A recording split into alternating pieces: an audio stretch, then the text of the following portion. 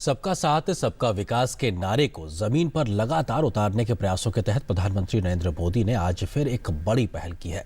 PM Modi ने समाज के वंचित तबके SC/ST से लेकर महिलाओं में उद्यमिता को बढ़ावा देने के लिए नए कार्यक्रमों की आज शुरुआत की है। हिमाचल प्रदेश के बाद प्रधानमंत्री मोदी आज जब पंजाब पहुंचे तो किन कार्यक्रमों की उन्होंने आज की है शुरुआत, देखिए रिपोर्ट। मंगलवार सुबह हिमाचल प्रदेश को विकास की सौगात देने के बाद पीएम मोदी ने लुधियाना में अनुसूचित जाति एवं जनजाति समुदाय के उद्यमियों की मदद के लिए राष्ट्रीय SC/ST केंद्र की शुरुआत की। मकसद देश के उस तबके को आगे बढ़ने का मौका देना था जो इसका हकदार है।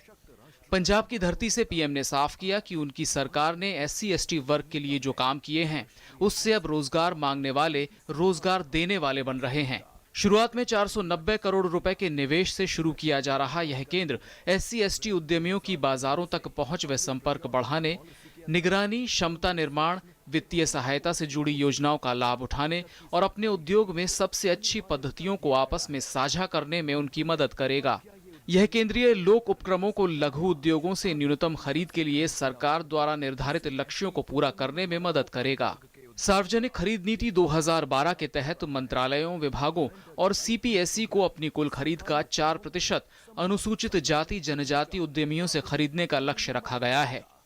4% उनके यहां से लिया जाए ताकि उनको स्वाभाविक एक मार्केट मिले और उनका हौसला बुलंद हो। समाज के उन वर्गों को आर्थिक गतिविधि के केंद्र में लाना है ताकि देश को एक नई आर्थिक ऊंचाइयों पर ले जाने के लिए नई नई शक्तियों का स्रोत हमें मिलता रहे, उस दिशा में काम करने का एक प्रयास इसके साथ चला है। पंजाब के मुख्यमंत्री प्रकाश सिंह बादल ने भी पीएम मोदी और NDA सरकार की SC/ST वर्ग के उत्थान के लिए प्रयासों की सराहना की। इसके अलावा जीरो इफेक्ट जीरो डिफेक्ट योजना की शुरुआत भी की गई।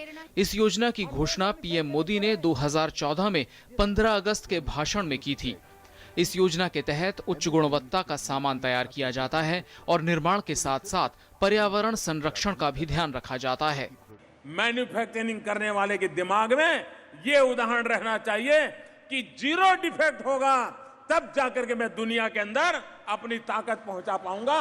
और इसलिए स्टैंडर्डाइजेशन, क्वालिटी कंट्रोल और उसी से ब्रांडिंग पैदा होता है और ग्लोबल मार्केट हमारा इंतजार कर रहा है। हम अभी से तैयारी करें कि हमारे मैन्युफैक्चरिंग से एनवायरमेंट को जीरो इफेक्ट होगा, जीरो नेगेटिव इफेक्ट होगा, उस पर हम बल दें। प्रधानमंत्री ने कहा कि देश के विकास के लिए MSME यानी सूक्ष्म, लघु और मझोले उद्योगों का विकास जरूरी है और इसी सेक्टर के रास्ते हम वैश्विक बाजार को लक्ष्य कर सकते हैं। पीएम मोदी ने कताई करने वाली महिलाओं के बीच लकड़ी से बने 500 पारंपरिक चरखे भी बांटे। ये महिलाएं 5 स्थानीय खादी संस्थानों से जुड़ी हैं। खादी के बारे में जिक्र करते हुए पीएम मोदी ने कहा कि अब मार्केटिंग स्ट्रेटजी बदल रही है।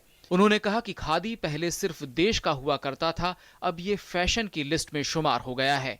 हिंदुस्तान के हर परिवार में कुछ न कुछ खादी का होगा और दिवाली के समय अगर हम कुछ न कुछ खादी खरीदते हैं तो गरीब के घर में दिवाली का दिया जलता है। इससे बड़ा जीवन का संतोष क्या हो सकता है। पीएम ने बढ़िया काम करने वाले सूक्ष्म, लघु और मझोले उद्यमियों को राष्ट्रीय पुरस्कार प्रदान किए।